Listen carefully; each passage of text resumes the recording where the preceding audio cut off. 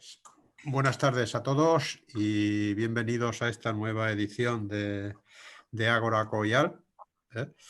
Que parece ser que está calando en el conjunto de nuestros compañeros.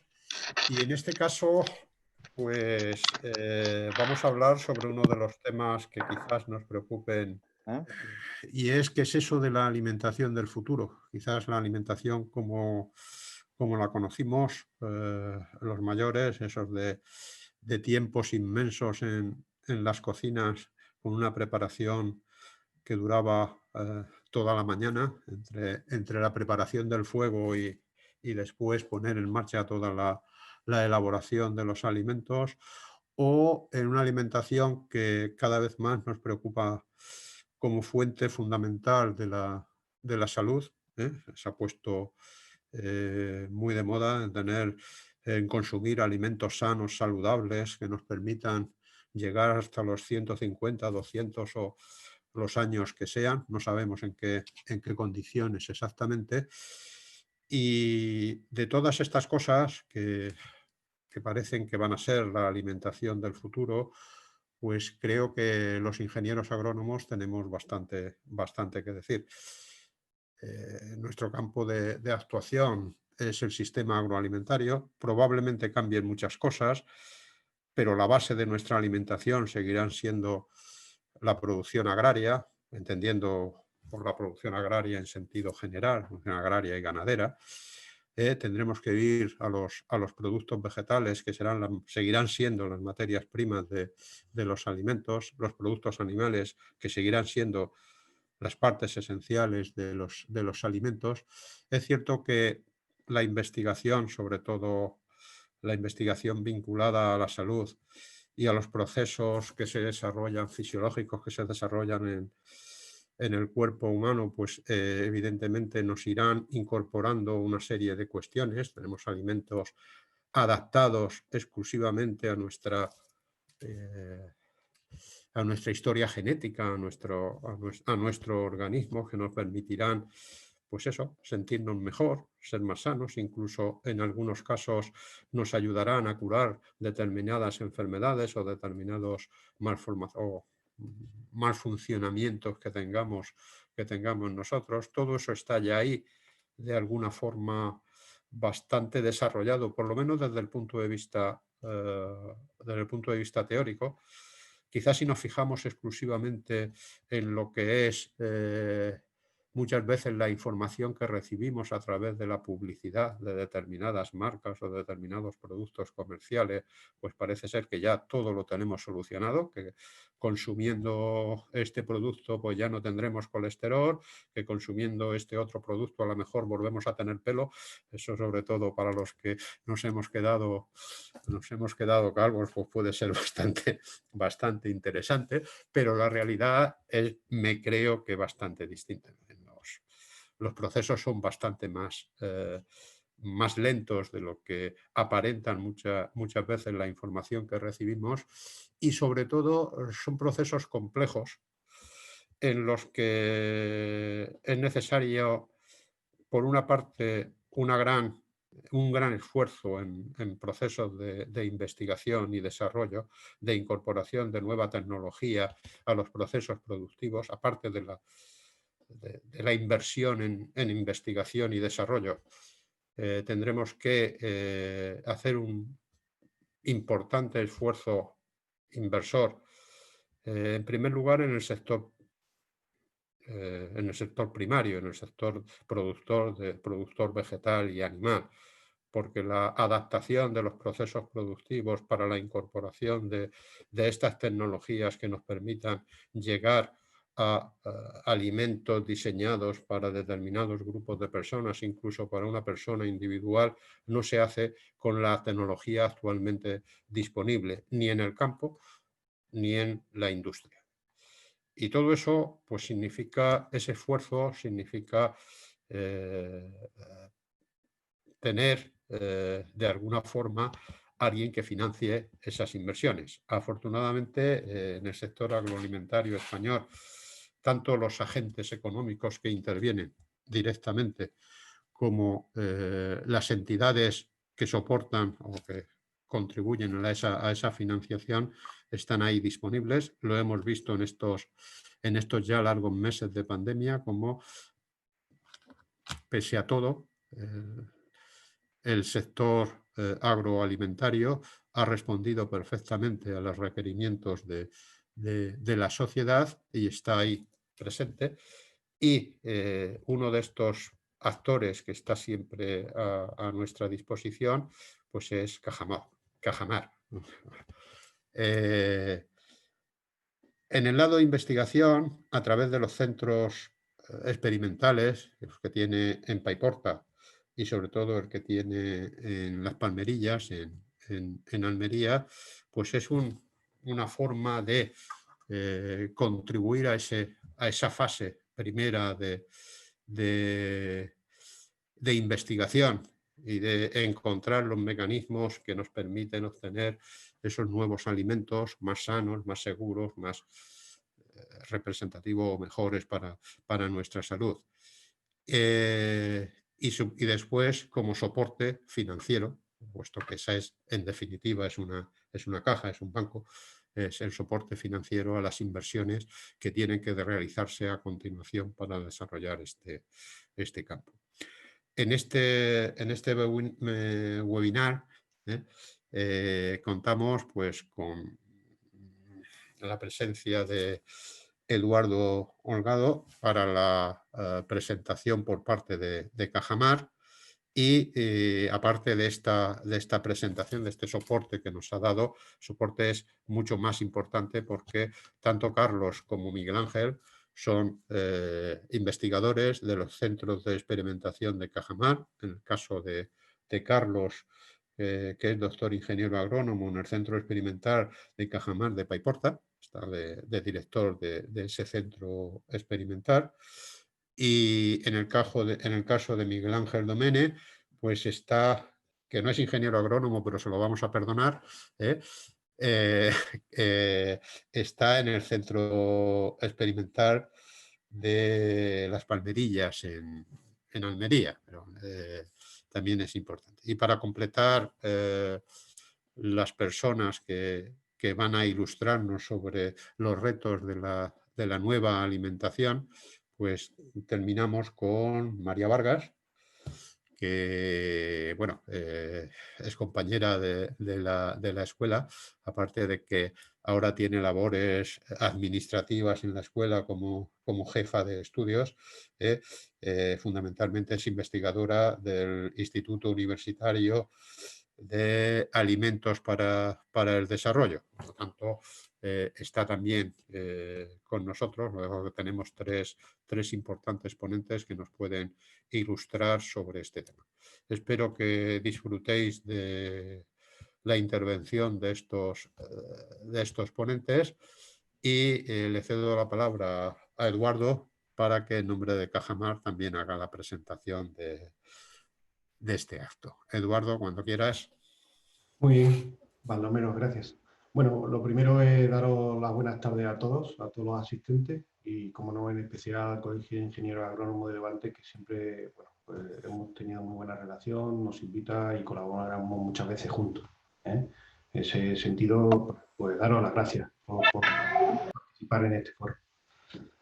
Desde el Grupo Cooperativo Cajamar siempre hemos apoyado de una forma muy comprometida al sector agroalimentario y lo hemos hecho a través de diferentes iniciativas, con la financiación a medida que antes decía Baldomero, con la realización de jornadas organizadas por nosotros o colaborando en la organización y o patrocinio de las mismas, la publicación de estudios, con el trabajo de nuestras estaciones experimentales, también dando mucho asesoramiento a las empresas y particulares, y siempre dirigido a los diferentes eslabones que conforman la cadena agroalimentaria.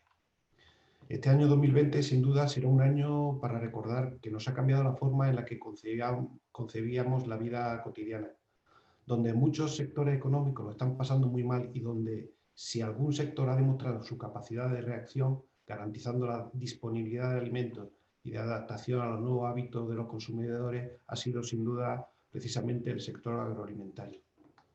En estos meses hemos podido comprobar que el consumidor tiene un papel más protagonista cada día, lo que obliga a muchas empresas a transformarse a gran velocidad para cumplir sus expectativas y aguantar la presión cada vez mayor de un mercado globalizado. Y con esa visión global y estratégica se sabe que las cuestiones que van a ser críticas para el futuro de la humanidad serán la salud, la alimentación, el agua y la energía.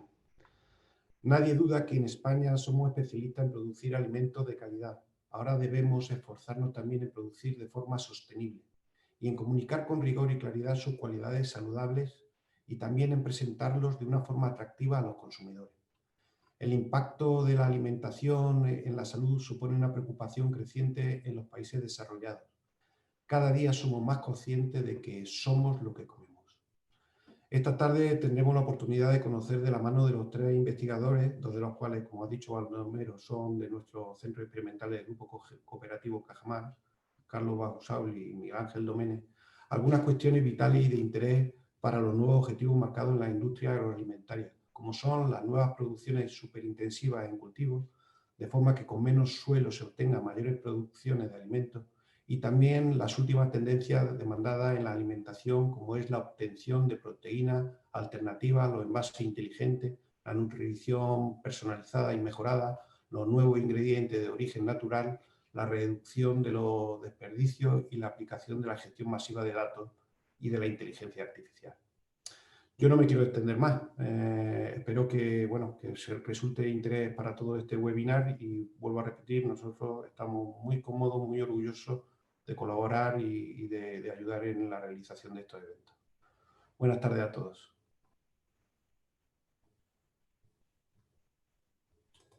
Pepe, ¿das tú la palabra Sí, a los ponentes? Sí, Carlos ya se puede conectar y es más, ya puede compartir su pantalla.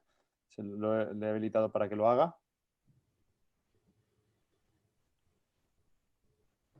Bueno, buenas tardes a todos. Buenas tardes. Mientras busco el archivo, lo tenía por aquí, y ahora se nos ha ido a Dios sabe dónde. A ver, ¿por qué no lo encuentro? Aquí.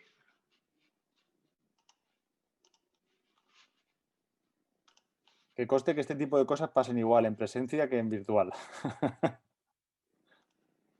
Vale, fíjate que lo tenía ya preparado. Bueno, primero que nada, daros la bienvenida. No sé si se está viendo ahora el archivo. Vamos a ver. ¿Ahora? José, me indica si en el momento en el que se vea. No, de momento no. Lo estoy pinchando, pero posiblemente no estoy haciendo las cosas como toca con el objeto de poderlo ver. Esto es lo que tú dices, el directo. Mira que lo habíamos preparado esta mañana, Sí, lo tenemos. Estaba todo como toca. A Steve Jobs se le colgó Windows, o sea que nosotros cualquier cosa que hagamos estamos perdonados. Son las famosas leyes de Murphy. Esto es así.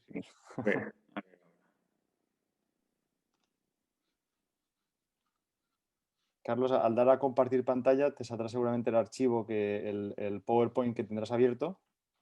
Claro, si eso es lo que yo quiero. Lo tenemos por aquí.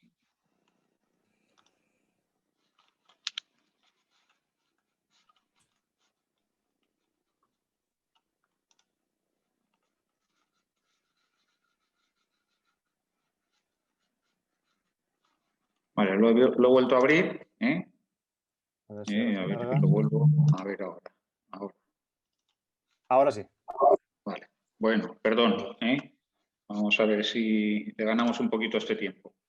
Como digo, primero que nada agradecer al colegio, a los compañeros. Ya no tengo que presentar a Cajamar porque pues los dos lo habéis hecho, Baldomero y evidentemente Eduardo como director territorial nuestro a desgranar un poquito qué es lo que hacemos en nuestros centros experimentales, que yo creo que es interesante. Y si os parece, pues me meto ya un poquito en el tema este que dentro de lo que es la alimentación, pues al final vamos a explicar lo último que hemos hecho en cuanto a innovación dentro del sector primario, que es interesante. Esto me sirve un poquito como antecedente y esta mañana con José eso lo comentábamos y es que estamos viendo cómo las plantaciones de almendro pasan de estas plantaciones tradicionales que vemos en la imagen a plantaciones superintensivas en las cuales pues, se están produciendo incrementos de producción extraordinarios. Estamos ya con 2.200 kilos de almendra de pepita por hectárea, de manera que los costes de producción pasan a ser de entre 1,5 y 2 euros el kilo, de manera que rompe totalmente con lo que pues, venía ocurriendo hasta el momento, hasta el punto que se está viendo interesante producir almendros en superintensivo o en intensivo, incluso en los regadíos tradicionales, y incluso nosotros en nuestras charlas nos atrevemos a decir que podría ser alternativa a las plantaciones de cítricos. Eso mismo ocurre, y de eso José nos podía hablar pues, detenidamente, sobre el cultivo del olivo. Puesto el olivo en plantaciones superintensivas, pues podemos obtener cuadros en esta línea en donde vemos que de producir una oliva en sistemas tradicionales en secano, nos vamos a unos costes de algo más de 3 euros por kilo de aceite. En cambio, esas plantaciones superintensivas, los costes se reducen a la mitad, de manera que luego ese tipo de plantaciones tienen que competir con estas superintensivas. Y al final uno dice, bueno, pues estas plantaciones superintensivas no son sostenibles. Pues la verdad es que lo son, porque incluso reducimos los insumos en cultivos de estas características. Bueno, en la higuera, la higuera es uno de los cultivos que vamos a tratar ahora, en el que yo creo que los resultados han sido muy interesantes, o están siéndolo en las primeras experiencias que venimos desarrollando. Tengo que decir pues, que en el mundo se producen 1.135.000 toneladas de higos. El principal país productor es Turquía, con 306.000 toneladas. Le sigue Egipto, con cerca de 200.000. Marruecos, con 128.000. Y España ocupa el sexto lugar con cerca de 50.000 toneladas, 48.000 aproximadamente. De ahí destina a la exportación unos 3.500 toneladas, pero lo que estamos viendo es que ese panorama pues va creciendo. Igual que hemos visto en los cultivos anteriores, la mayor parte de la producción se produce en secano, aproximadamente cerca del 90%. En cuanto a las distintas comunidades autónomas, el principal productor es Extremadura, con 18.800 toneladas. En producción luego viene Cataluña y Comunidad Valenciana en tercer lugar con 571 toneladas. Pero hay comunidades autónomas que tienen más superficie. Lo que ocurre es que en función de la intensificación del cultivo, pues se obtienen unas producciones u otras.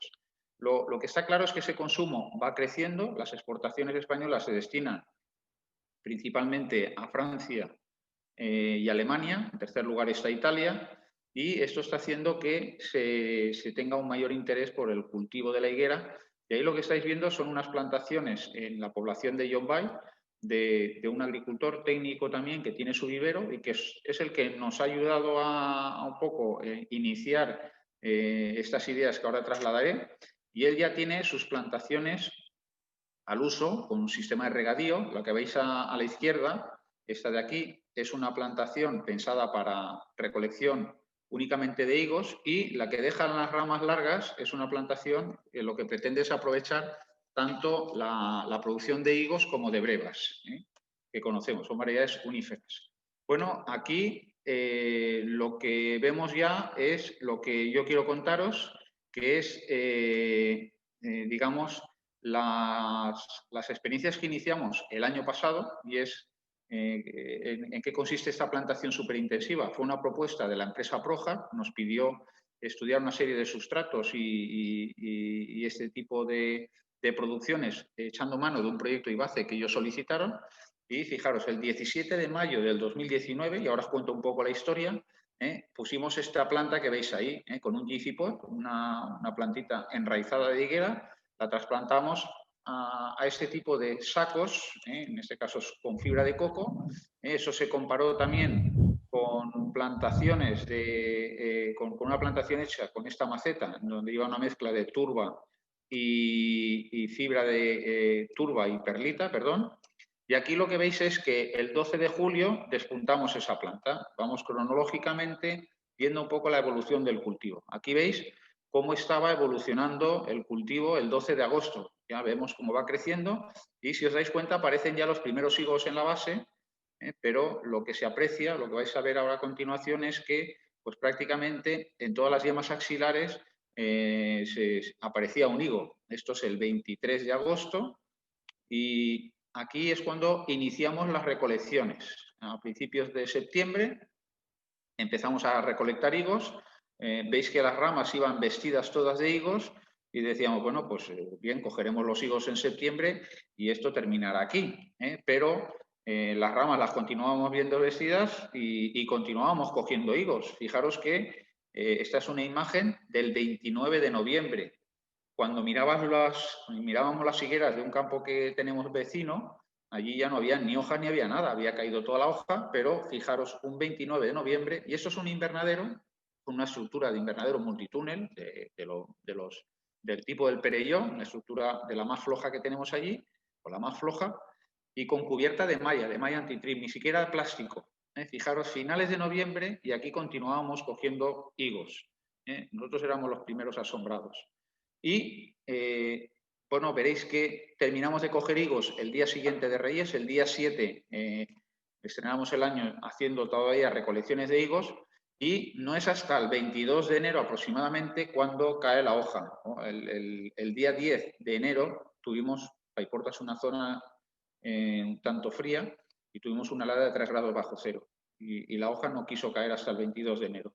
Aquí ya veis algunos resultados de ese primer año. Fijaros, en producción estábamos trabajando con 2 variedades, Dalmatí, que es una variedad verde, una variedad blanca, y la Cuello de Dama Negro. En Dalmatí, ahí veis acumulados por meses, fijaros que gana un protagonismo importante diciembre y enero en cuanto a la recolección, pero ya no hablo del primer año, esos primeros meses llegamos a recolectar 9.000 kilos por hectárea. Eso sería la producción de una plantación intensiva en regadío al aire libre, ya casi en plena producción.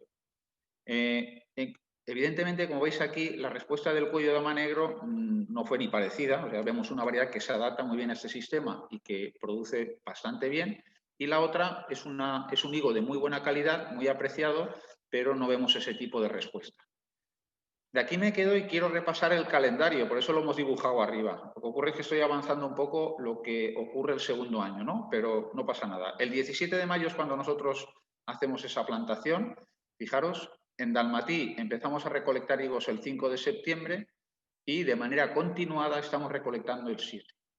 Yo creo que esto nos despierta un poquito aquello de, bueno, no solo hemos conseguido coger higos a razón de cerca de 10.000 kilos por hectárea, un primer verde, sino que encima veis cómo estamos ampliando el calendario. Bueno, esas plantas vais a ver ahora cómo las podamos, ya que tengo aquí el calendario, pues os lo avanzo. Dalmatí es una planta, es una variedad de higo bífera, que produce brevas e higos, y Cuello de Dama Negro solo produce higos. Bueno, pues a Dalmatí un tramo lo dejamos con ramas largas para aprovechar las brevas, que se recolectaron, las veis aquí, el 27 de mayo, del 27 al 10 de junio, estuvimos cogiendo brevas. Y luego hemos continuado recolectando higos, los cuales se han iniciado la recolección el día 10 de julio y bueno, y todavía estábamos recolectando, ya veremos lo que ocurre. Con Cuello de Dama Negro, como veis, es más tardía, hemos empezado a recolectar un poco más tarde y ahora os cuento un poquito cómo ha continuado la secuencia de la plantación durante este periodo, ¿no? Fijaros, el 31 de enero ya finalizado el tema, hicimos la poda, a Dalmatí le hicimos una poda baja, como se aprecia aquí en la imagen, para que luego brotase y aprovechásemos la producción de higos, pero un tramo importante lo dejamos para estudiar la posibilidad de recolectar las brevas, que habéis visto en el calendario en qué fechas nos daba esa producción. Aquí veis cómo el 6 de marzo ya iniciaba la planta su brotación, ya que prácticamente no ha descansado esa planta, ya estamos dentro del 2020. Aquí veis la evolución de la parte que dejamos como brevas. El 6 de marzo no solo ya estaba brotando, sino que veíamos esas primeras brevas en desarrollo. Aquí veis en qué situación se encontraba la plantación el 18 de mayo y estas son las brevas que antes hemos comentado, que se recolectaron finales de mayo hasta el 10 de junio. frutos de muy buen calibre, de unos 130, 160 gramos, un peso medio muy interesante. La verdad es que tuvimos una primavera muy lluviosa, se nos pudrieron algunas, no conseguimos una producción muy buena. Y aquí veis los primeros higos recolectados durante esta campaña, unos higos también de muy buena calidad. Dejamos unos 6 brazos por metro cuadrado. Aquí veis otra imagen del 23 de julio, ya estábamos en plena recolección. Aquí veis ese tamaño interesante de esos primeros higos. El 14 de agosto, plena recolección, fijaros cómo esos tallos pues se visten perfectamente de higos. Pues un poco lo que se aprecia en estas imágenes es que la tecnología que nosotros venimos manejando en cultivos hortícolas con sistemas de cultivo sin suelo, pues hemos conseguido adaptarlos a esta producción de higos que nos lleva a estas plantaciones que denominamos superintensivas. Aquí veis los frutos del cuello de dama negra y os enseño los resultados. Hasta la fecha no están actualizados hasta el último día, pero lo que tenéis aquí es que el tramo que dejamos para producción de brevas nos dio una producción de brevas de unos 1.600 kilos por hectárea y en su totalidad, considerando los higos, estamos en este momento con 57.000 kilos por hectárea. Hablo de una plantación de segundo verde, fijaros que no llega ni a segundo año. Ahora, este dalmatí, con la variedad dalmatí que hemos dejado únicamente con una poda pensando para recolección de higos, fijaros, estamos, yo creo que estamos ya cerca de los 70.000, pero ahí lo que veis es 65.000 kilos por hectárea. Y en cuello de dama negro, pues lo que vemos es que las producciones se nos quedan más pobres. Está empezando a dar la cara ahora. Fijaros que de los higos de octubre, ahora es cuando el cuello de dama negro le estamos recolectando la mayor parte de la producción y ahora, como digo, es cuando está dando la cara. Esto lo que nos dice es que hay variedades como dalmatí que se adapta muy bien a este sistema de producción superintensiva y el cuello de dama negro, siendo muy interesante, lo que vemos es que requiere de un manejo específico para conseguir aprovechar al máximo el potencial productivo. Aquí lo que veis es uno de las tesis que estamos estudiando es que se manejan cultivos sin suelo con sustratos artificiales. Hemos dejado un tramo como testigo en donde lo que hemos hecho ha sido utilizar suelo, rellenando un contenedor también. En dalmatí veis que cuando se compara con esa producción en sustrato, el rendimiento cae, nos quedamos en 40.000 kilos por hectárea. Es interesante la producción, pero no llegamos a esos máximos. Pero en cambio, fijaros, en cuello de dama negro vemos una mejor respuesta, ya estamos en 10.000 kilos. ¿Eso por qué? Porque cuello de dama negro lo que estamos viendo es que es una variedad que requiere de retenerle un vigor extraordinario que tiene. Y si no somos capaces de retener ese vigor, los primeros pisos los perdemos. No llega a producir hasta que no llega casi a 2 metros de altura. Así todo, visto los resultados tan interesantes que os he expuesto, pues durante este año, en el mes de mayo también, ahí lo veis, el 8 de mayo, pues hemos querido implementar ¿con qué? Pues hemos puesto otras variedades bíferas de color negro, negra cabezuela, San Antonio, albacor, que se conoce aquí como colar, brown turkey y luego alguna bífera también blanca o verde y alguna unífera como del rey. Con la variedad brown turkey estamos trabajando ahora mismo con diferentes densidades de poda, o número de brazos por metro cuadrado, e incluso lo que hemos hecho ha sido, bueno, como vemos también interesante la producción de las brevas, vamos a meter estas variedades que son bíferas en una estructura mejor. En vez de cultivar bajo una malla, cultivemos bajo un invernadero, podría ser de plástico de altura, pero hemos aprovechado un módulo de vidrio que tenemos para ver ese comportamiento e incluso trabajando con esos tubos de calefacción que veis ahí nos permite luego manejar carros y poder recolectar a una cierta altura. Bueno, pues os he contado, digamos, el caso de las higueras. Muy interesante. Estamos teniendo visitas de manera constante.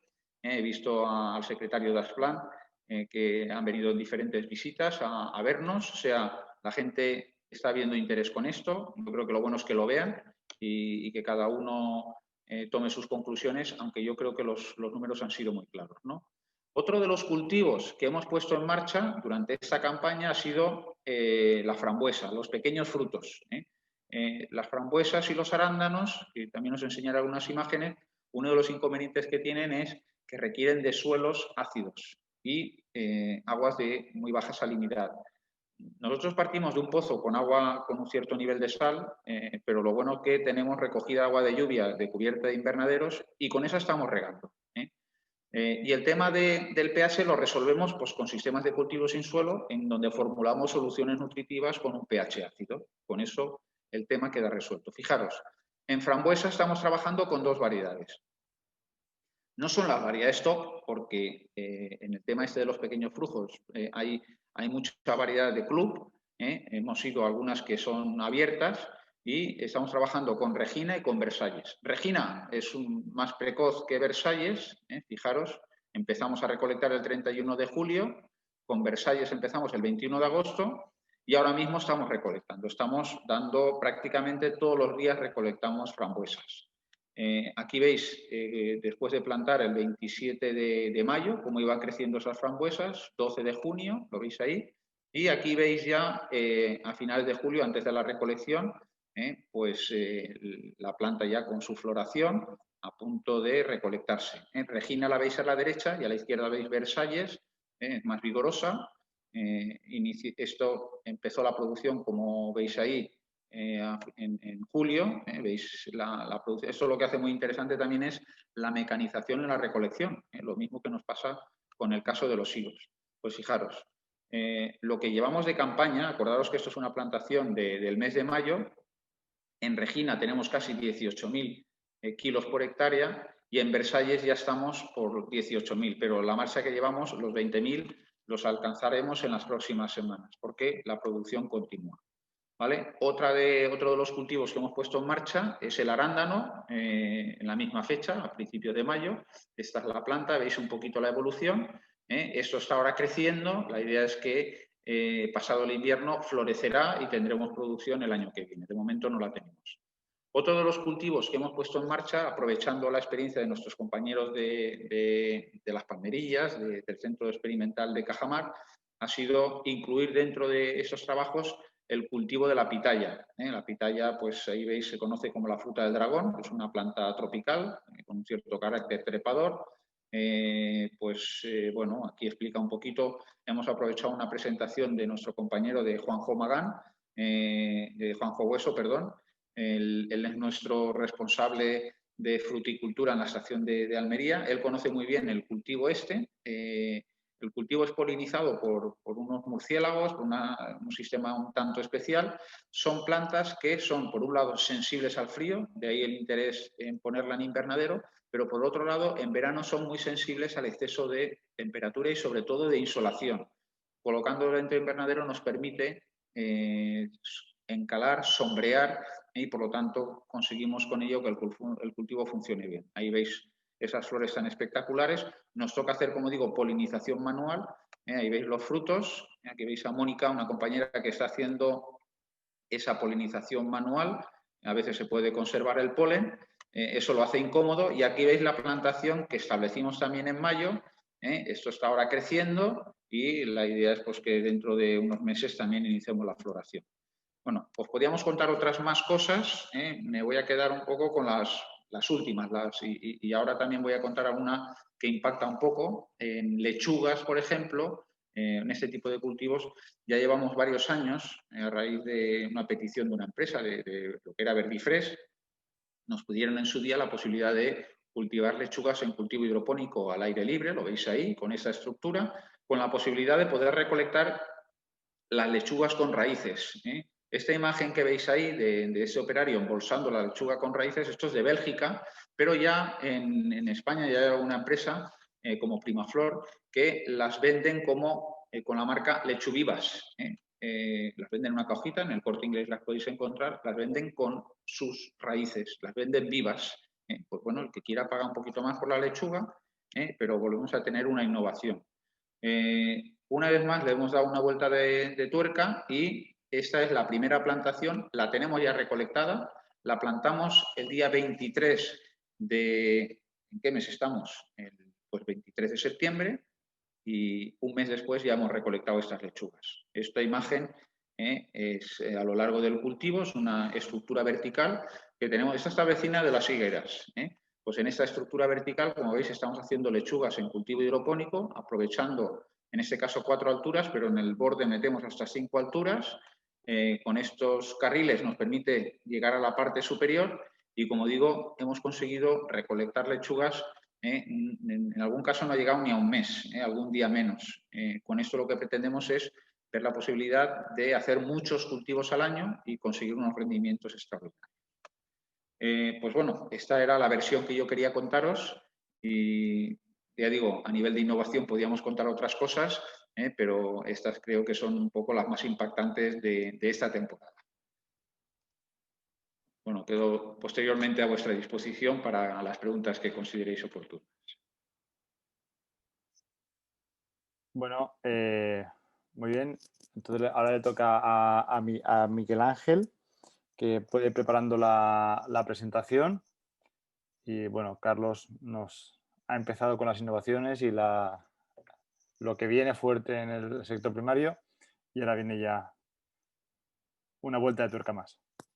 Miguel Ángel, cuando quieras.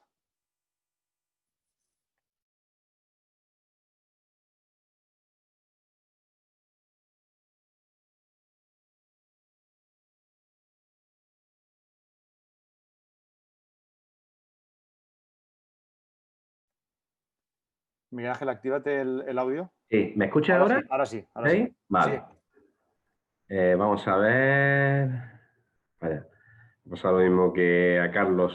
Ya me ha desaparecido la presentación. A ver, un momento. Voy a abrirla, ¿vale? Un momento. ¿Me escucháis? Perfectamente. Vale. Vamos a ver. Voy a volver otra vez a dar, a compartir pantalla. Ahora. Ahora sí. Perfecto. ¿Veis ¿Se está la cargando? presentación? Sí.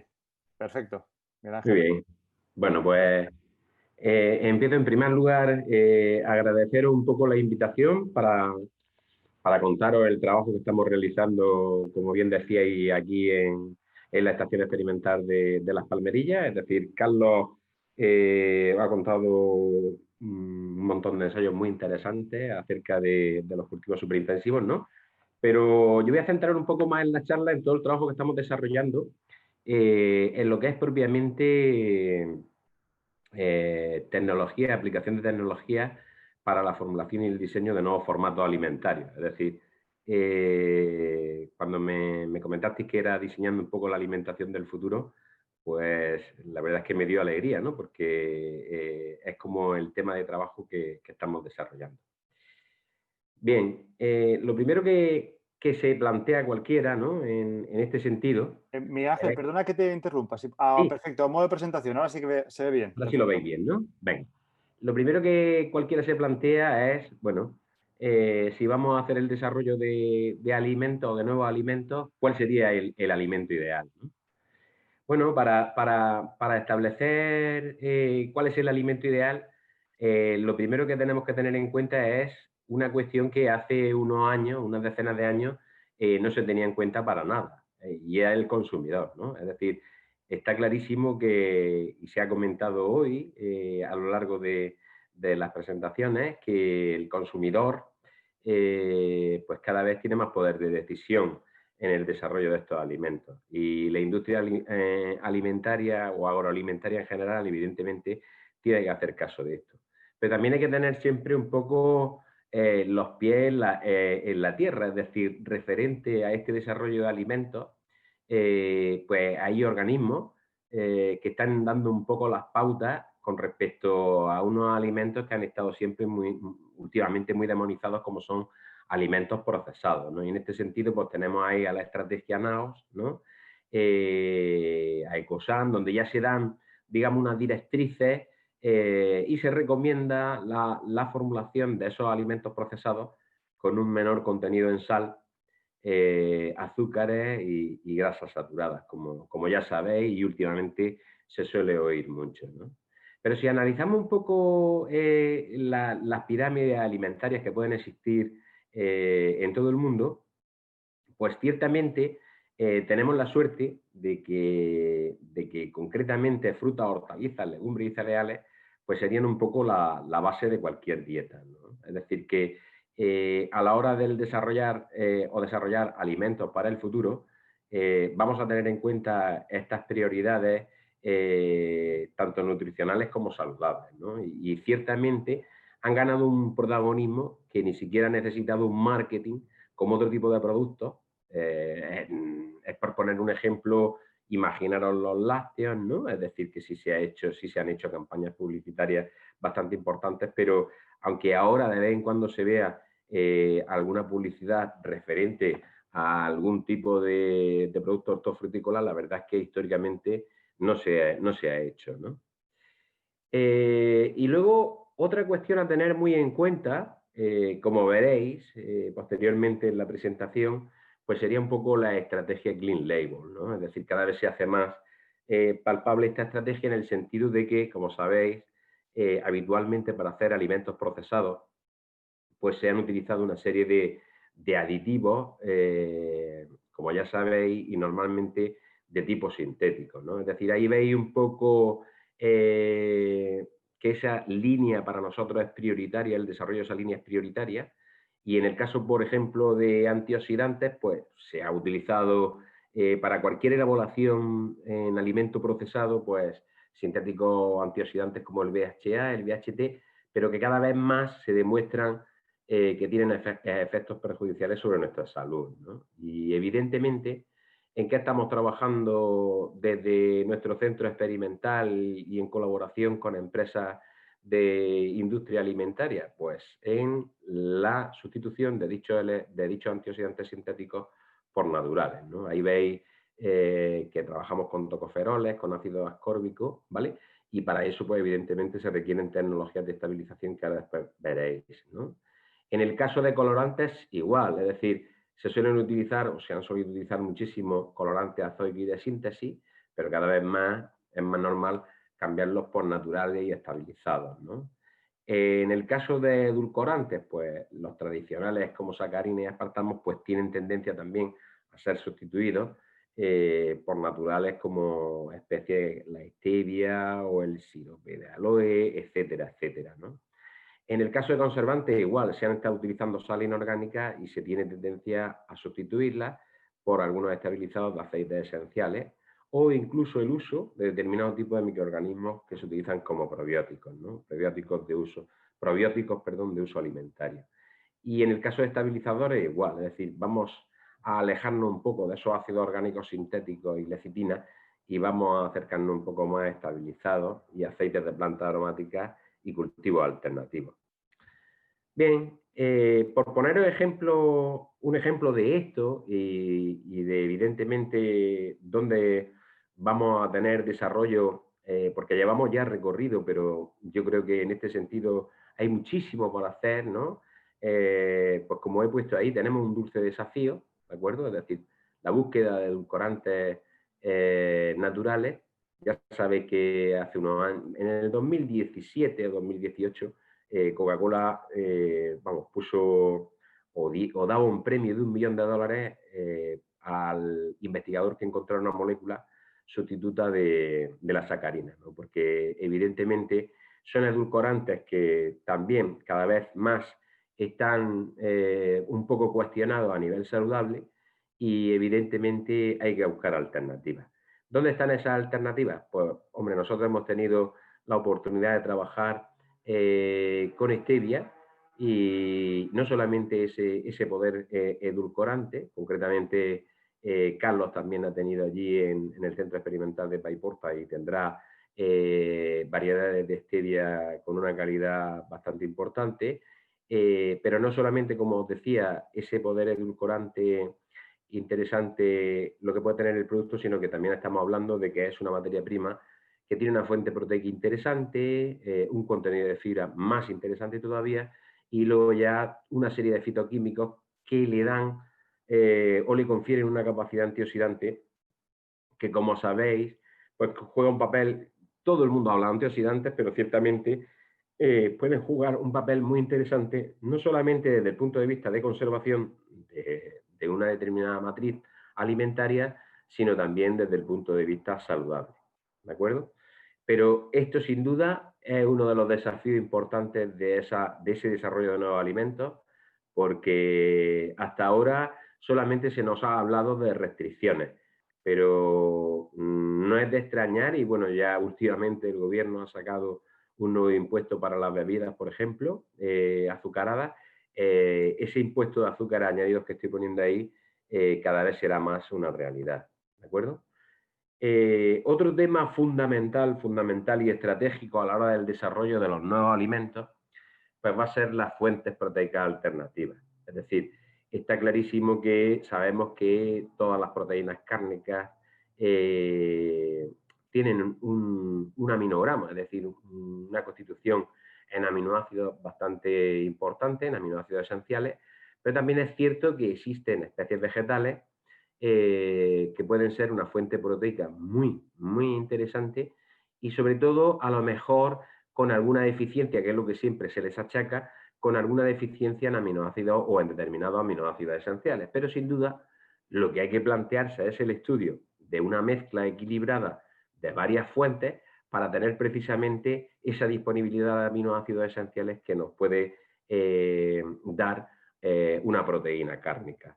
Simplemente como ejemplo, estamos trabajando con moringa, quinoa, algarroba, con legumbres, con microalgas, ¿de acuerdo? Porque las microalgas es verdad que tienen, como veréis posteriormente, una constitución o una composición nutricional y saludable muy interesante, pero vamos a salir un poco de tópicos, ¿vale? Que muchas veces pasa eso, porque se habla de las proteínas simplemente, y para que veáis, os he puesto una tablita al lado del contenido proteico de diferentes tipos de fuentes cárnicas, como pueden ser el ave, el vacuno, el ovino, el porcino y el conejo. Como veis, hay una oscilación entre el 14 y el 23%, y sin embargo una especie como moringa, pues como veis, en hojas se pueden llegar a niveles del 28,11% y en semilla del 35,26%. Repito, estamos hablando de una fuente proteica de origen vegetal y que tendría un mayor contenido proteico que la propia, o digamos, la propia fuente cárnica, ¿no? Y no olvidemos que efectivamente en el desarrollo de los nuevos alimentos, y eso no podéis dejar de pensar en ello porque creo que es importante, cada vez se va a hablar más del tema de la sostenibilidad, es decir, el tema de la producción de alimentos sostenibles y que generen, por ejemplo, una producción con una reducción importante de la huella hídrica y de carbono va a ser muy importante. Y sí es cierto que la carne evidentemente nos gusta a todos, a mí el primero, pero que el consumo para la producción de 1 kilo de carne, pues evidentemente tiene un consumo de agua importante, y el de los vegetales, pues para zonas donde no haya esa disponibilidad de agua, pues puede ser una solución que genere, digamos, un poco crecimiento de una industria agroalimentaria que se salga un poco solamente de lo que es el sector productivo primario y haya ya un poquito de transformación. Fijaros, lo que quiero comentaros un poco es, dentro del trabajo que estamos desarrollando, cómo hacemos eso, ¿no? Es decir, es fundamental trabajar en la aplicación de nuevas tecnologías dentro de la industria alimentaria para fortificar y enriquecer el alimento. Es decir, el concepto de un alimento procesado a mí muchas veces me da rabia, porque es cierto que la gente tiene un poco la visión que había de ello hace unos años, pero la idea está cambiando por completo. Es decir, cada vez hacen mejor los deberes las empresas que forman parte de la industria alimentaria, están aplicando esas nuevas tecnologías ya a escala industrial y están generando alimentos con unas cualidades nutricionales cada vez mejores. Como podéis ver en los lineales comerciales, cada vez más tenemos unos procesados, y la calidad de esos procesados creo que dictan mejorando muchísimo a los que había hace unos años. Y evidentemente eso va a mejorar mucho más, porque las tecnologías han avanzado muchísimo. Aquí en la imagen estáis viendo un poco el trabajo que estamos desarrollando allí, ¿de acuerdo? Es decir, estamos muy especializados en el tema de estabilización en sólida, en formato sólido, ¿vale? Y también en extracciones. Y es lo que os quiero comentar un poquito. Fijaros, En el tema de aplicación de tecnologías alternativas al procesado, por poneros ejemplos prácticos, ¿vale? Nosotros queremos que esos productos, evidentemente, mejoren esas características nutricionales y saludables sin alterar las organolépticas, ¿vale?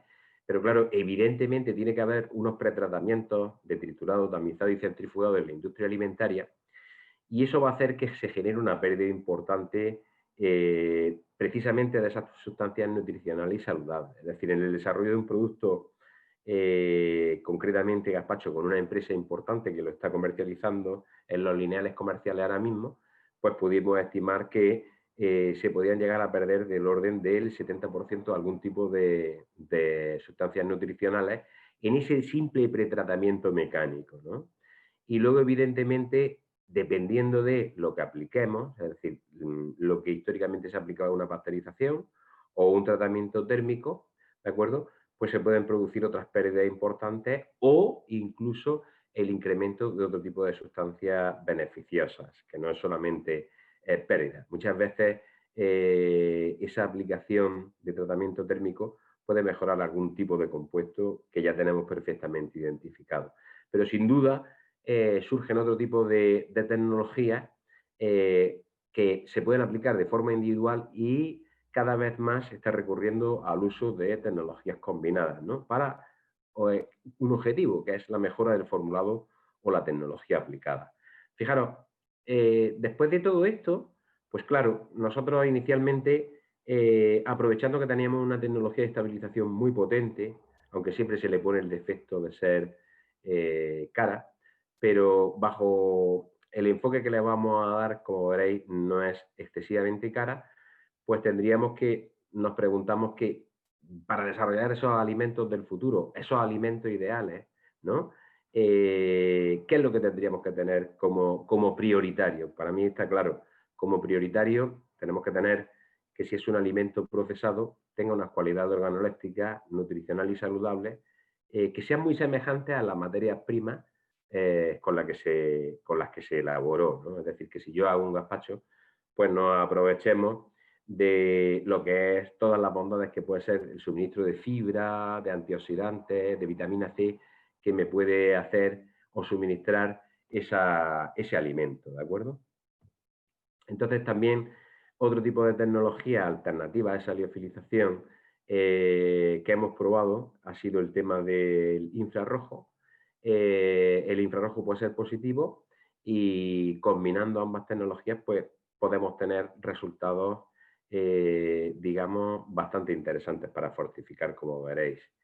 Y luego para nosotros también el tema de las tecnologías de extracción también son muy importantes. Es decir, el tema de las tecnologías de extracción os lo presento porque una de las principales problemáticas que tenemos nosotros en el sector es todo el tema de los destríos y muchas veces la verdad es que los destríos se han mal vendido a la industria conservera y lo que estamos viendo o lo que están viendo empresas del sector que son bastante innovadoras es que pueden ser líneas de negocio paralelas que en algunos momentos puntuales, cuando hay una producción excesiva y los precios de venta de esos frutos cae drásticamente, pues pudiera ser que este tipo de negocio sea bastante rentable, como hemos visto. Entonces, por comentaros, ahí estáis viendo un poco extractos concentrados de diferentes tipos de hortalizas en la imagen esta inferior, es decir, de tomate, de pimiento, de berenjena y pepino. Y aquí, por ejemplo, pues nos hemos dedicado también, en el marco de algún proyecto, pues a hacer una fortificación de aceite de oliva, ¿de acuerdo? Con concentrados de polifenoles que hemos extraído de hortalizas como pimiento para aumentar el contenido y la capacidad antioxidante. ¿De acuerdo?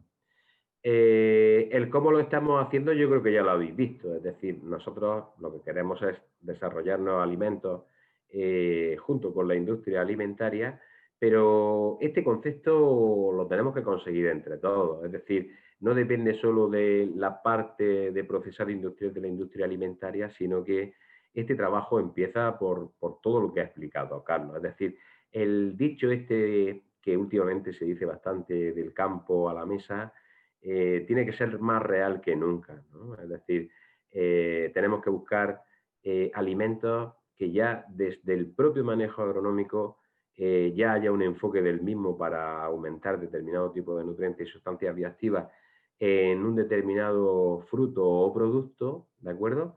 Y luego, por supuesto, una elaboración sin aditivos, ¿de acuerdo? Y sin aditivos y evidentemente también el conocimiento, ¿no? Es decir, el conocimiento del aporte que nos puede realizar esa variedad. Y sobre todo no olvidarnos nunca de una de las variables que tiene mayor poder de decisión en nuestra compra diaria, ¿no? Que como ya sabéis que es el precio, ¿no? Es verdad que podemos hacer el mejor alimento del mundo, pero si luego tiene un valor excesivamente caro con lo que nos podemos encontrar en otro tipo de productos, pues evidentemente el consumidor se lo va a pensar. Hoy precisamente he estado en una reunión donde hemos estado hablando de un producto bastante innovador, que no os puedo decir un poco por confidencialidad, pero el problema que tenía es que ahora mismo en lineales comerciales se está vendiendo un producto parecido que es 5 veces más barato. Evidentemente, si tengo ese producto que es 5 veces más caro, aunque tenga todas las cualidades nutricionales y saludables que os comentaba al principio, pues me voy a ver abocado al fracaso en el sentido de si intento meterlo dentro de la comercialización en lineales comerciales, sino que la estrategia que hemos visto que sería más viable quizás sea enfocarlo al sector Horeca y a una marca con diferenciación en producto. Bien, nosotros ya llevamos mucho tiempo trabajando en esto. Evidentemente empezamos con lo que eran alimentos básicos en la pirámide alimenticia que viste al principio de la charla, es decir, frutas, hortalizas, legumbres, cereales, aceite de oliva y cultivos alternativos, porque se complementan perfectamente. No me voy a meter en tecnicismos del por qué, ¿no? Utilizar cada uno de ellos, pero tiene su importancia crucial en el desarrollo de un nuevo formato alimentario. Y por poneros ejemplos, ¿vale?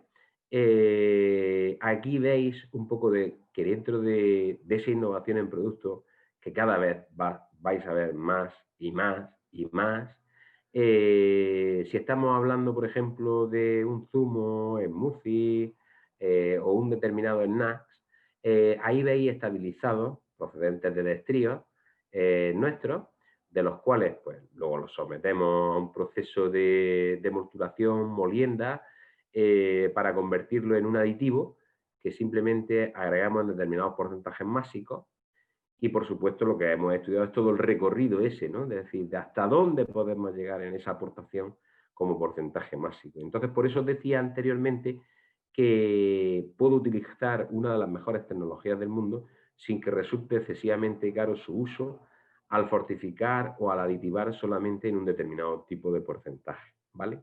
Y ahora viene lo mejor, que no solamente tiene que ser de la pulpa, es decir, con lo que estamos o con lo que estamos acostumbrados a comer de una fruta, ¿de acuerdo? Sino que cada vez más veréis que es muy, muy normal fortificar dentro de la industria alimentaria con otras partes muy importantes que hasta ahora estaban no olvidadas, sino que no convenía meterlas dentro del procesado, como eran las semillas, es decir, lo que es las pepitas en sí, y como eran las cáscaras, porque evidentemente muchas veces interesa mucho el utilizar este tipo de fracciones para fortificar cualquier tipo de alimento. Mirad, aquí como ejemplo os pongo simplemente una de las cuestiones que nos propusimos dentro del hito de un proyecto, que fue la fortificación de una matriz base, concretamente era una salsa de tomate, ¿vale? Y entonces agregando en determinados porcentajes másicos, como veis ahí, del 1 y el 2 y el 3% en el caso de pimiento estabilizado con la tecnología de liofilización que os puse al principio en la fotito esa del pimiento, pues el incremento en vitamina C, la verdad es que se conseguía de una forma bastante importante, hasta el punto de que en un 3% sobrepasamos el contenido de la ingesta diaria recomendada. Y exactamente igual en el caso del tomate estabilizado, aunque como el contenido en vitamina C es menor, pues evidentemente no conseguíamos esos incrementos tan importantes como en el pimiento. ¿De acuerdo? Vale. Os comentaba también el tema de la innovación del producto con el tema de las microalgas. Es un tema que trabajamos mucho allí en la Estación Experimental de las Palmerillas, en colaboración con un grupo históricamente de la Universidad de Almería. Y bueno, dentro del área de alimentación y salud, de la cual soy un poco responsable, pues tenemos a una ingeniera agrónoma que es Alicia, que está trabajando un poco con todo este tipo de compuestos, porque producirlo evidentemente requiere un know-how importante, pero ya lo tenemos bastante controlado. Pero como veis, supone un aporte proteico muy, muy importante, pero más importante todavía es el aporte de determinado tipo de vitaminas que muchas veces en cualquier procesado alimentario pues se echan falta. Esa es la razón o motivo de que, como veis últimamente en los lineales comerciales cada vez más, sobre todo harinas panificables, es decir, productos tipo bizcocho y demás, y empresas importantes del sector pues están apostando por aditivarlo como componente para enriquecer y fortificar ese alimento desde el punto de vista nutricional y saludable. Ahí tenéis parte de los reactores cerrados que tenemos, porque evidentemente para producir ese tipo de microalgas necesitamos unas condiciones asépticas importantes. Y ya simplemente os quería poner rápidamente algunos casos de éxito en los que hemos trabajado. El primero que me gustaría poner es BioVG. Fue un proyecto muy innovador ya hace unos años. Ahí tenéis un poco el consorcio de empresas y de centros experimentales. Y aquí nuestro planteamiento fue el de, bueno, deciros primero que ha sido uno de los proyectos de investigación dentro de, era concretamente un Interconecta y ha recibido 3 premios de innovación, 2 nacionales y 1 europeo. Entonces, lo que nos planteamos con estos residuos, estos destríos, fue simplemente hacer extracción y separación de compuestos bioactivos para la obtención de conservantes alimentarios e ingredientes, pero también otra cuestión muy interesante fue el tema del desarrollo de biopolímeros. Es decir, concretamente, la idea era establecer un modelo de negocio paralelo al de la comercialización, que en este caso el líder del proyecto fue Alhóndiga La Unión, que es una comercializadora que mueve unas cifras muy importantes. De hecho, creo que es la productora o la comercializadora de pepino más importante en el mundo. Y entonces, pues, la idea era que fuésemos capaces de generar con esos destríos esos 2 tipos de aplicaciones, ¿no? Por comentar un poquito lo que conseguimos dentro de ese proyecto fue hacer una monodosis de salsa vinagreta, que estaba suplementada con liofilizada de tomate al 5% y de aceite de oliva suplementado al 1% con extracto fenólico, es decir, fortificado ese aceite de oliva con esos fenoles, de manera que teníamos una monodosis en salsa vinagreta que era bastante saludable. O un gazpacho ready to blend, que sería elaborarlo con productos liofilizados, ahora lo veréis un poco, ¿vale? Pero la idea era, pues eso, tener un formato en polvo que no dependa de uno de los parámetros más importantes que hay cuando hablamos siempre de frutas y hortalizas, ¿no? Y es que hay que ser realistas, transportamos muchas veces más de un 90% de agua, ¿no? Y fijaros cómo se están poniendo las cosas y el coste que puede tener un transporte. O sea, es vital diseñar dentro de estas estrategias del desarrollo de nuevos alimentos estabilizados donde, en la medida de lo posible, seamos bastante minuciosos y cuidadosos a la hora del planteamiento de esa distribución, ¿no?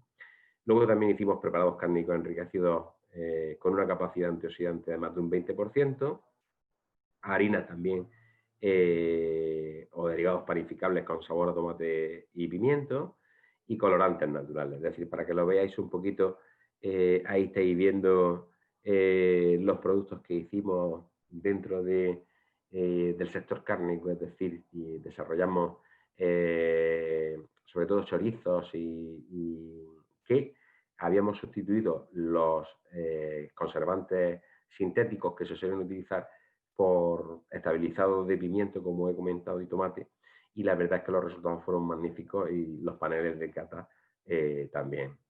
Ahí veis un detalle para que veáis que no se diferenciaba el producto en nada y las propiedades organolépticas evidentemente las teníamos perfectamente cuantificadas para que no hubiera interferencia. Ahí veis ese gazpacho ready to blend, es decir, es un gazpacho que una vez hidratado, pues lo tenemos listo para su uso, y esa monodosis salsa vinagreta porque había una empresa que estaba muy interesada en este tipo de productos, que se dedica a la comercialización de aceite y es bastante importante a nivel nacional, ¿vale? Porque, bueno, es que no es aceite en maíz, evidentemente, y ya sabéis que en lineales es bastante también innovadora, y en lineales comerciales muchas veces pues habréis visto estos pulverizadores de aceite de oliva que van aditivados con determinado tipo de componentes, y eso suelen hacerlo ellos bastante en el mercado, ¿vale? Estuvimos también intentando hacer, esto va a ser evidentemente uno de los posibles alimentos del futuro, que no os quepa la menor duda. Nosotros estamos trabajando con recubrimientos comestibles. Aquí en este proyecto nos planteamos hacer recubrimientos comestibles con pimientos, pero no tuvimos los resultados esperados. Pero sí es cierto que nosotros en esa línea de trabajo hemos seguido trabajando y estamos aplicando recubrimientos comestibles. En este caso, con lo que más hemos trabajado ha sido con gel de aloe, aditivado con otro tipo de componentes que le suministran determinada funcionalidad, y hemos obtenido muy buenos resultados, porque como ya sabéis, una de las mayores preocupaciones que hay ahora mismo es todo el tema del packaging y del embalaje, y sin duda alguna cada vez tenemos que tener un pensamiento más serio de que la propia fruta o la propia hortaliza, con algún tipo de recubrimiento natural, tiene que ser su propio packaging, es decir, para evitar un poco todo lo que es la contaminación ambiental. Bueno, por contaros otro proyecto en el que estamos, que está bastante pensado desde el punto de vista de desarrollo de productos dentro de la industria alimentaria, pues tenemos el proyecto S3, es un proyecto que estamos llevando a cabo con CASI, que como sabéis es la comercializadora más importante que hay a nivel mundial en tomate, también con Quimiter y con Criado y López. Bueno, y en este caso el planteamiento, fijaros lo que os comentaba del campo a la mesa, ¿no? En este caso es empezar a tener variedades diferenciadas, ¿de acuerdo? Es decir, eso es lo que queremos, que tengan unas propiedades organolépticas y sensoriales únicas, pero que además lo dotemos de una etiqueta nutricional y aseguremos una estrategia de residuo cero para su comercialización, ¿no? En este caso, la verdad es que es un proyecto también pionero en el sentido de que se transversaliza mucho, porque tenemos a la comercializadora, pero también tenemos a una empresa que hace mallas de plástico para todo el tema de invernaderos, que es Criado y López, donde va a funcionalizar mallas para que hagan de barrera física frente a la entrada de plagas en el invernadero, y aquí Quimiter con una estrategia de bioprotección, tanto química con productos naturales, ¿de acuerdo?, en suelo y en planta. Evidentemente, el proyecto ya lleva un tiempo, hemos desarrollado muchas tareas y el resultado sería un poco este, ¿no? Es decir, tenemos unas variedades comerciales casi, por decirlo de alguna manera, donde hemos visto que es posible ya tener el etiquetado, o tenemos el etiquetado nutricional de cada una de ellas, incluso con una información nutricional y saludable mucho más amplia de lo que son los etiquetados nutricionales ordinarios, pero es que realmente es muy interesante porque ahí se ve un poco cómo podemos diferenciar un producto en valor nutricional y saludable, que es lo que hemos visto, ¿no? Fijaros, esta fue una línea que llevamos desarrollando ya hace muchísimo tiempo, que era la línea Healthy Food Fast, es decir, un poco yéndonos al gusto de todos, porque claro, el problema de las hortalizas muchas veces es el gusto de determinados tipos de segmentos poblacionales. Es verdad que nos recomiendan, como ya sabéis, por ejemplo, la Organización 5 al día, la Organización Mundial de la Salud y demás, el consumo de 5 piezas o más de fruta y hortalizas al día, pero luego las realidades, cuando vemos un poco las estadísticas y la distribución, es que no es así. Y entonces, evidentemente, el desarrollo de nuevos alimentos dentro de este foro, que creo que es el que toca con esta perspectiva, es muy importante. Es decir, la tradicional comida basura, ¿no? Creo que es bastante factible de convertirla en una comida que realmente sea rápida, pero a la vez saludable, ¿no? Entonces, en este sentido, llegamos a trabajar un poco con el desarrollo de diferentes formatos en el tema de pizzas saludables, utilizando, como veis ahí, esos ingredientes que aditivamos a la base de la masa, es decir, ese tomate que veis de ensalada o ese tomate que estaba secado por infrarrojo, porque dependiendo de lo que a mí me interese potenciar, pues agrego un tipo de estabilizado u otro, y la verdad es pues que lo convertimos en un producto bastante interesante. Pero lo más importante, ¿qué conseguimos con esto? Pues conseguimos esa reducción de tomate frito, que como ya os decía antes, cuando yo empecé a trabajar en esta línea, no se cuestionaba, aunque ahora ya sabéis que la nueva estrategia NAOS, como comentaba, pues ya se iba a obligar a la industria alimentaria a la reducción de esos famosos azúcares ocultos que llevaban esos alimentos procesados haciéndolos más saludables. Pero en ese momento llevaban una carga importante de ese tipo de azúcares y la verdad es que de esta manera se reduce bastante, de forma bastante drástica y lo mejor de todo, de forma bastante más saludable. También os quería hablar, porque no lo he dicho antes... Miguel Ángel, sí, no quedan muchas diapositivas, ¿verdad? Termino ya. Genial, perfecto, muchas gracias. Es decir, de un nuevo proyecto que tenemos, que lo hemos iniciado hace muy poquito, que es la versión ampliada de esos packaging que os comentaba antes con compuestos procedentes de destrío, y que el objetivo, evidentemente, que este es otro de los cambios también importantes al que se debe de someter la industria alimentaria, es hacer cualquier tipo de packaging, pero con lo que son materiales compostables y funcionalizados procedentes de residuos vegetales, para que sean sustitutos o alternativas al plástico, y en eso estamos trabajando. ¿De acuerdo? Fijaros, simplemente termino. Otro de los casos que hemos trabajado ha sido el tema de los lácteos, con la fortificación de lácteos, o con extracto de concentrado de granada, o con los edulcorantes que hemos comentado, o con determinado tipo de componentes que enriquecen lo de las harinas saludables. Y no me gustaría olvidarme que, hablando de la alimentación del futuro, será fundamental salir del concepto de generalista, y cada vez veis más que se va segmentando. Y se segmentará al punto de llegar a ser no personalizada, que muchas veces se habla, pero sí segmentada, incluso orientada a determinado tipo de órgano o a la protección de determinado tipo de órgano, como el corazón, riñones, hígado, etc. Y con eso concluyo. Muchísimas gracias. Muchísimas gracias, Miguel Ángel. La verdad es que a estas alturas ya estamos todos muertos de hambre después de ver todo esto, ¿eh? Bueno, ahora va a pasar nuestra compañera María Vargas, que seguro que también nos hace los dientes largos, pero... A ver. Hola, buenas tardes. Buenas tardes. Estoy intentando, como siempre, compartir la presentación, pero se me resiste. Ahora, Ahora. Compartir pantalla. A ver, la tengo abierta, voy a ponerla en modo presentación. A ver, pero no me deja. Con compartir pantalla. Sí. Ahora sí, ¿no? A ver. Compartir. No, porque ahora sí. Ahora me estás viendo a mí. Ahora sí. No. ¿Ahora sí o no?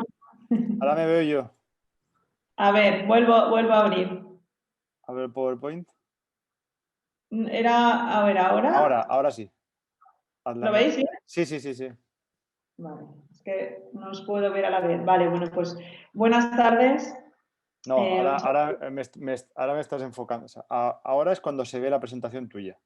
Vale, perfecto, pues lo dejamos así. Vale, pues buenas tardes. Pero en PDF.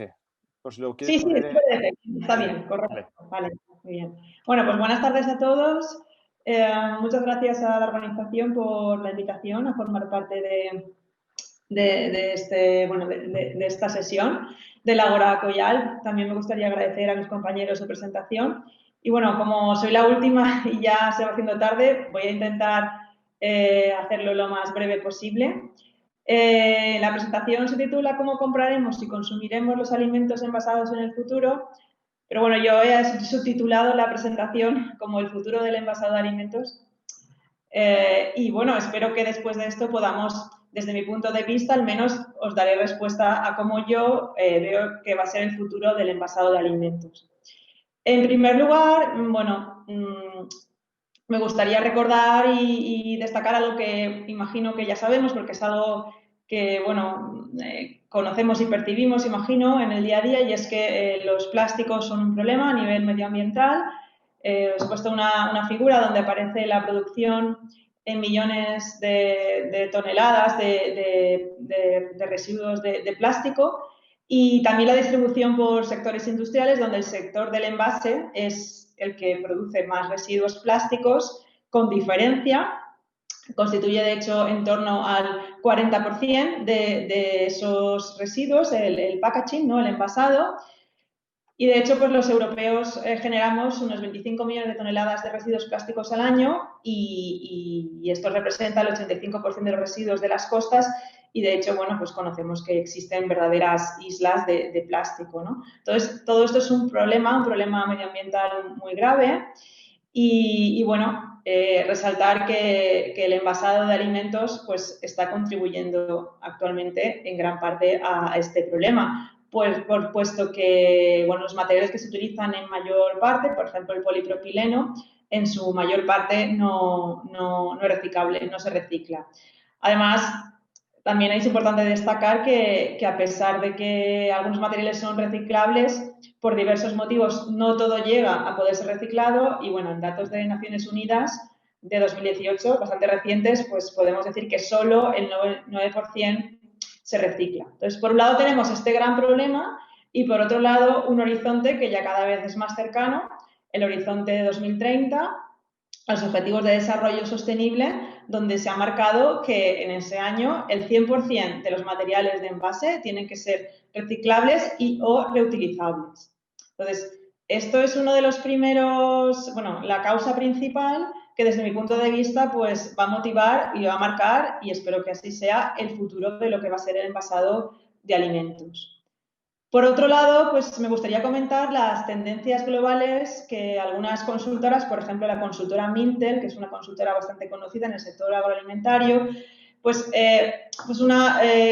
periódicamente hace informes y bueno, en el último informe que tiene sobre tendencias globales de envasado en general, aunque también hace alguna mención a la alimentación en particular, pues bueno, destaca que cada vez más las tendencias van hacia una personalización la mayor posible del envasado, envases de conveniencia, unos envases que además tengan una gran transparencia en el sentido de que ofrezcan información detallada al consumidor sobre las características del alimento que está envasado.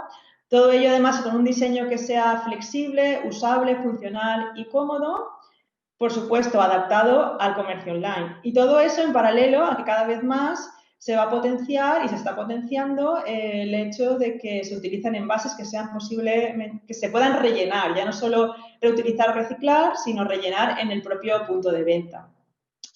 Hace hincapié de nuevo en las 3 R's, por supuesto, reducir, reusar y reciclar, en vías de conseguir pues, o de ser sostenibles desde el punto de vista del medio ambiente, también desde el punto de vista de la economía, pero sobre todo ya surge el término cada vez más de que el consumidor tiene que hacer una elección con responsabilidad, es decir, en cada momento elegir y que también que se le ofrezca el producto o la alternativa que sea más responsable, ¿no? Entonces, esa es una de las tendencias que Mintel destacó en su informe y, bueno, y finalmente también, pues que esos envases sean cada vez más funcionales y ofrezcan un valor añadido y ya que cuando sea necesario utilizarlos, porque la filosofía, por supuesto, es reducirlas al máximo posible. Y en ese sentido están ya desarrollándose en gran medida y, bueno, yo el futuro veo que va por ahí, los envases activos y los envases inteligentes, que bueno, hay una parte que se solapen, pero no es exactamente lo mismo. Bueno, de hecho, yo trabajo en esa línea, en el desarrollo de envases activos. Entonces, antes de seguir con la presentación, pues quería enseñaros también cómo van las cifras, las tendencias en cuanto a investigación científica. Y para ello, pues he buscado en la base de datos Scopus con las palabras clave en el título, en resumen o en palabras clave. La palabra de búsqueda que he utilizado es alimentación y envases activos, y se observa que en los últimos 20 años pues, el número de documentos generados es cada vez mayor, tiene una tendencia creciente que no para. Y, bueno, cabe destacar que somos, como veis aquí, potencia mundial por encima de Estados Unidos. Es decir, los grandes grupos de investigación a nivel mundial en estos temas, por suerte, están aquí. Están en la universidad, están en la Universidad Politécnica de Valencia, están en el CSIC. Tenemos grandes grupos que están trabajando a contribuir al conocimiento en estos temas. Por otro lado, y esto enlaza también con la presentación de Miguel Ángel, la búsqueda la replanteé introduciendo el término también extracto de planta, porque las tendencias también se van encaminando a utilizar o desarrollar envases activos, pero que incorporen en su composición aditivos que sean de origen natural, y en ese sentido los obtenidos a partir de extractos de plantas, de residuos de la agricultura, de subproductos, pues tienen un gran interés, como se manifiesta además en el gran número de investigaciones que están llevando a cabo. Y en este sentido también destacar que seguimos siendo una gran potencia por encima de China, que también es uno de los países que no hacen más que publicar en este área, ¿no? En esta línea. Y bueno, hecho este paréntesis, bueno, lo he hecho por justificaros de alguna manera que yo me voy a centrar, no solo porque trabaje en estos temas, sino por su relevancia en hablaros del futuro de los envases y en particular del desarrollo de los envases activos. Entonces, bueno, envases activos que además tienen que ser formulados a partir de materiales biodegradables. Y en cuanto a materiales biodegradables, comentaros a grandes rasgos que tenemos los que son claramente biodegradables porque además tienen un origen natural, como son la celulosa, el almidón o el quitosano. El quitosano, un polímero muy prometedor porque además permite su utilización, recuperar subproductos, en concreto, por ejemplo, de la industria de la pesca, porque el quitosano se puede obtener a partir de la quitina de las gambas o de los cangrejos, ¿no? Y bueno, también polímeros que no son directamente presentes en la naturaleza, pero se pueden obtener a partir de fuentes renovables. Y en ese sentido destacan los polihidroxialcanoatos, aquí los tenéis como PHA, porque son esos polímeros que se obtienen a partir de fermentación, bueno, a partir de actividad celular, de bacterias, y también de celulosa de origen bacteriano. Y bueno, después tenemos polímeros que son sintéticos, pero que no se obtienen de fuentes naturales, pero son biodegradables, como el polivinilalcohol, por ejemplo. Entonces, siempre son una mejor alternativa que, desde luego, los plásticos convencionales no biodegradables, pero las tendencias tienen que ir, y yo creo que van, hacia el uso de polímeros naturales, que se obtengan de manera natural en la naturaleza. Importante tener en cuenta que la degradación de estos polímeros la llevan a cabo bacterias y que, bueno, microorganismos en general, pero principalmente bacterias, y que es importante a la hora de desarrollar envases activos asegurar que el ingrediente que le añades al envase para que tenga una mayor funcionalidad mantiene la biodegradabilidad de estos materiales. Entonces, también hay muchos estudios en los que se está evaluando esa capacidad de degradación del material en un tiempo razonable, porque, claro, tiene que degradarse en un tiempo pues, razonable para poder renovar, ¿no? Y esa es un poco una de las grandes líneas y una premisa, que los envases tendrán que ser biodegradables, preparados a partir de polímeros biodegradables. Después, en el desarrollo de esos envases activos, bueno, aquí os he extraído de un artículo que preparamos hace un par de años, un poco el ciclo de cómo se desarrollan esos envases, ¿no? En primer lugar, hay que seleccionar el activo a incorporar y el biopolímero. Ya os he comentado que el biopolímero preferentemente a partir de fuentes, digamos, naturales, aunque es verdad que a veces hay que combinarlo con otros que no se obtienen de esas fuentes porque de esa manera el material tiene mejores propiedades físicas, porque claro, además de mantener la calidad, digamos, del alimento que envasan, ¿no? Estos materiales también tienen que tener una buena resistencia mecánica, tener una propiedad barrera al agua adecuada, a la humedad, digamos. Entonces, hay biopolímeros de origen totalmente natural, ¿no? Digamos, que no tienen muy buena propiedad y hay que mezclarlos con otros. Bueno, pues en esa parte está la selección y después hay que seleccionar, bueno, aquí en el ejemplo habla de aceite esencial, essential oil, pero en general el componente activo que añadimos, pues hay que seleccionar obviamente aquel que es eficaz contra el microorganismo que queremos, digamos, mantener controlado, ¿no? Después hay que elegir qué método de incorporación, hay muchos métodos, con esto me podría estar media hora hablando de diferentes métodos de preparación, pero bueno, avanzando un poco en el tema, una vez hemos elegido el método en función del material que queremos, que tenemos de partida y el agente activo que queremos añadir, pues tenemos que mostrar su eficiencia. Hay que demostrar su eficiencia, sus propiedades funcionales, hacer test in vitro, in vivo pues sobre el alimento real, ¿no? Y validar el envase antes de llegar al escalado industrial. Es decir, yo esto lo quería comentar para poner de manifiesto que es un ciclo largo y por eso entre lo que hemos publicado hasta que pasa a escalado industrial siempre hay un decalaje de 5 o 10 años. Pero dado que es esto lo que estamos trabajando ahora, desarrollando en los laboratorios, yo me atrevo un poco a decir que en 10 años como poco lo vamos a tener totalmente desarrollado en envases que tendremos en los supermercados en el día a día. Otra cosa importante de tener en cuenta es que en este ciclo de desarrollo hay que llevar a cabo estudios de migración. Hay que llevar a cabo estudios de migración porque esos componentes, claro, para que actúen tienen que migrar, los antimicrobianos tienen que migrar del envase, tienen que salir del envase e ir hacia el alimento. Pero esa migración tiene que ser controlada y, por supuesto, no se pueden sobrepasar los límites que se establecen en la legislación para la cantidad de aditivo o cantidad de antimicrobiano que migra al alimento. Entonces, bueno, aquí os he puesto algunos ejemplos de desarrollos que hemos llevado a cabo en mi grupo de investigación en cuanto a materiales biodegradables activos.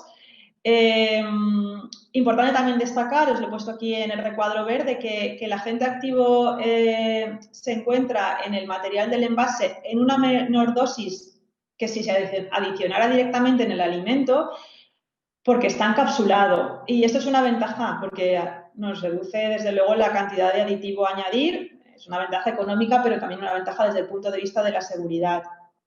Y, además, de esta manera se controla su liberación a lo largo del tiempo y lo que aumenta su efectividad.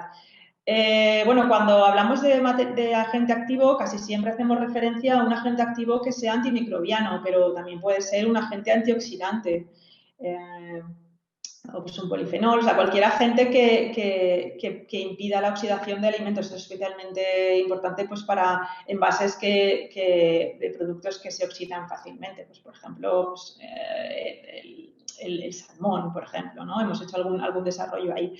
Entonces, bueno, aquí os he puesto una lista de los trabajos que hemos ido haciendo, diferentes materiales, pero un poco que comentaros que trabajamos con diferentes matrices. Hemos trabajado mucho con almidón de diferentes fuentes, de maíz, de tapioca, de incluso almidón de patata, ¿vale? Diferentes fuentes porque cada una tiene diferentes propiedades físicas y según el alimento que vas a digamos, envasar interesa uno u otro. También hemos hecho ensayos en los que hemos incorporado a esos materiales quitosano, que por sí no tiene propiedades termoplásticas, es decir, no forma un plástico, pero con aditivos, etcétera, se puede conseguir incorporar y es interesante porque como el quitosano tiene actividad antimicrobiana, pues pues se ha conseguido buenos resultados en ese sentido, en mantener a raya ciertos microorganismos. Y también hemos hecho bastantes trabajos en los que utilizamos films bicapas con polihidroxialcanoatos, que es algo que, bueno, en la industria se está utilizando bastante. Ahora mismo, el problema de los polihidroxialcanoatos es que son todavía bastante caros porque cuestan de obtener, pero bueno, eso con el tiempo se va a mejorar. Entonces, siguiendo con los trabajos, bueno, pues aquí os he puesto otros 3 más, donde utilizamos estos films, por ejemplo, el que os he puesto en la parte de la izquierda, eran films que eran antioxidantes, donde lo incorporamos a films de almidón eugenol y se demostró que, bueno, que mejoraba, digamos, o preservaba el aceite de girasol envasado. Evidentemente era un sistema modelo con una bolsita, etcétera, pero se oxidó menos el que estaba, digamos, envasado en esa bolsita activa. Después también, hablando otra vez de los polihidroxialcanoatos, pues hemos hecho envases bicapa, donde hemos incorporado carbacrol y eugenol, que son componentes de aceites esenciales y se han mostrado efectivos en el control, digamos, de microorganismos en diferentes matrices. En pechuga de pollo hicimos también en queso fresco, en calabaza mínimamente procesada, trozos de melón, diferente efectividad dependiendo también del microorganismo que estábamos haciendo el seguimiento, ¿no? Pero bueno, los ensayos fueron prometedores. Y por último, otro ejemplo de unos films que aplicamos, unos envases que aplicamos para conservar carne de cerdo en este caso, y que también se mostraron eficaces. Entonces, un poco los ejemplos que quería enseñar de los trabajos que vamos haciendo en la universidad. Otros ejemplos, estos son comerciales, ya existen, no he puesto la marca por no hacer, bueno, sí se ve ahí un poco la marca por no hacer publicidad, pero bueno, son otro ejemplo de envase activo, inteligente, envases, por ejemplo, que ya vemos, ¿no? Que tienen lo que vemos en algunos envases cárnicos que tienen unos absorbedores. Casi todos son absorbedores de humedad, pero ahí se puede añadir un antimicrobiano también y sería otro ejemplo de envase activo. Y bueno, en envases de bebidas, por ejemplo, que tiene que estar atrapado en el material, bueno, pues hay diferentes estrategias como para poder incluir el ingrediente activo en los materiales. Otro ejemplo de envase activo que ya se está desarrollando son aquellos que incluyen bolsitas de absorbedores de etileno, por ejemplo, para frutas. Esto ya existe, pero se ha de ir un paso más porque se tiene que trabajar en la línea de que el envase sea en 100% biodegradable, que es lo que todavía no tenemos, pero que debemos tener. Envases inteligentes es algo que ya es, bueno, esto ya también existe, son ejemplos de cosas comerciales. Son envases que tienen sensores, indicadores. Este, por ejemplo, que os he puesto a la izquierda es uno que se utiliza para producto cárnico y es indicador de que se rompa o no la cadena de frío. Es muy práctico. Y después tenemos etiquetas inteligentes que además de darnos información en tiempo real del alimento, de dónde viene, antes de comprar, y nos pueden influir en la decisión de compra, pues en estas etiquetas inteligentes se pueden incluir chips que además llevan un seguimiento de la temperatura a la que ha estado expuesto el producto, si ha habido pues eso, algún cambio, alguna rotura de cadena de frío, y esto pues es muy interesante que se siga desarrollando y de hecho también se sigue trabajando por ahí. Y bueno, esto es una parte del envasado, pero en lo que os comentaba, en la línea de reducir los requerimientos de envase, sobre todo para productos que se pueden recubrir, pues que también ha comentado algo Miguel Ángel en la presentación anterior, quería comentaros que también hemos hecho trabajos en los que utilizamos recubrimientos activos que se aplican directamente sobre la superficie del alimento y también tienen extractos vegetales. Hicimos un estudio en el que aplicamos los recubrimientos tanto en campo como después en post cosecha, en un estudio que hicimos con plantas de tomate, y la verdad también los resultados fueron muy prometedores. En este caso eran recubrimientos que tenían quitosano y aceites esenciales.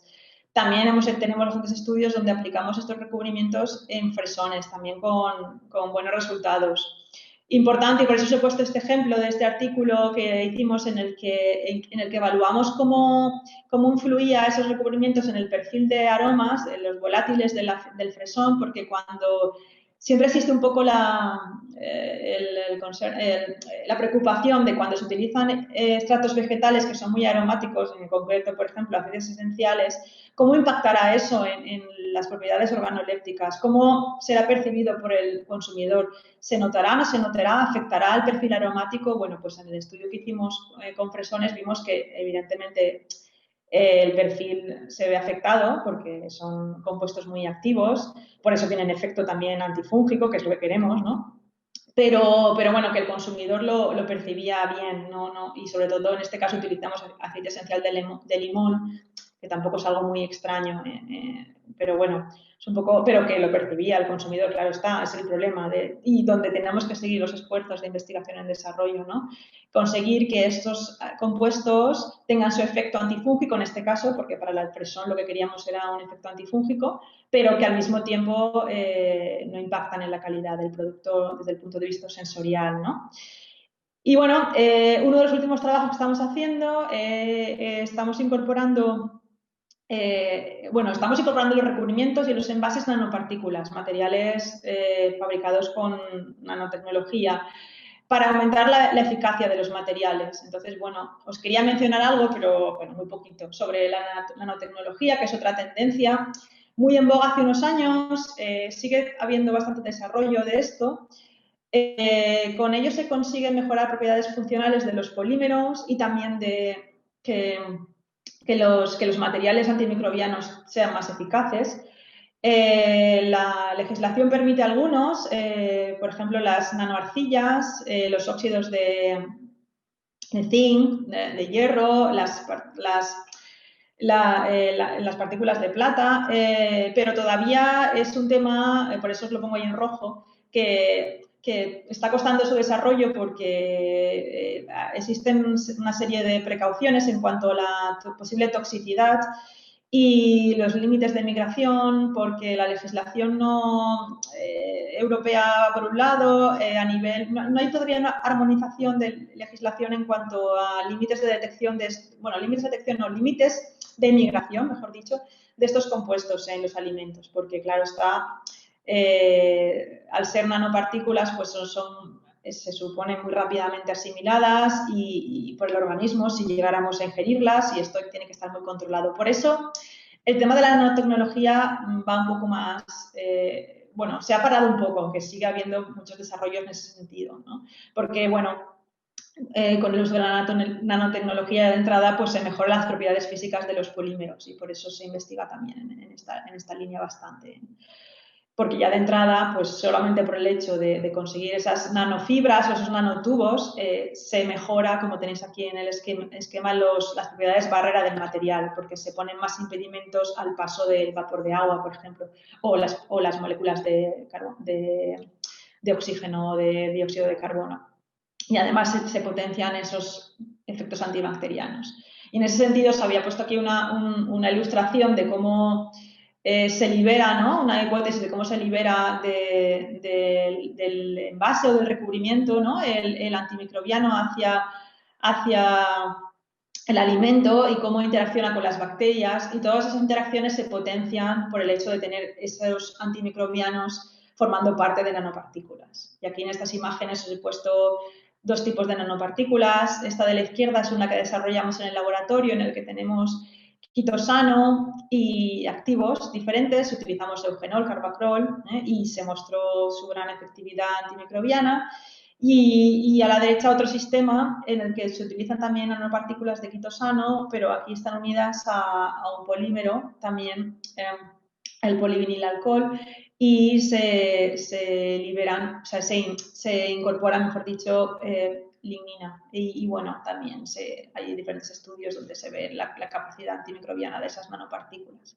Entonces, bueno, he hecho este barrido, ¿no? Un poco para intentar contestar a la pregunta, ¿no? que tenía como título de la ponencia. ¿Cómo compraremos y consumiremos los alimentos envasados en el futuro? Bueno, pues en primer lugar, pues los envases desde mi punto de vista, van a ser totalmente personalizables, diseñados a medida y con una funcionalidad añadida.